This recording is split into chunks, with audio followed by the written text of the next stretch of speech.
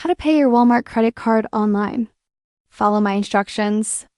Paying online is the fastest and most secure way to manage your Walmart credit card bill. It saves you time, helps you avoid late fees, and keeps your account in good standing. Plus, you can do it anytime, day or night, from your phone or computer. The Walmart credit card is issued by Capital One, so all online payments are handled through Capital One's website or the Capital One mobile app. Start by opening your web browser and going to walmart.capitalone.com. If you prefer using your phone, open the Capital One mobile app instead. Make sure you have a stable internet connection so nothing interrupts your payment. Log in using the username and password linked to your Walmart credit card. If you can't remember your details, click Forgot Username or Password to reset them.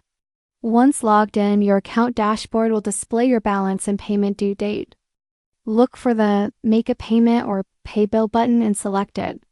If you've never paid online before, you may need to link a bank account first. Enter your bank's routing number and account number, then confirm the details.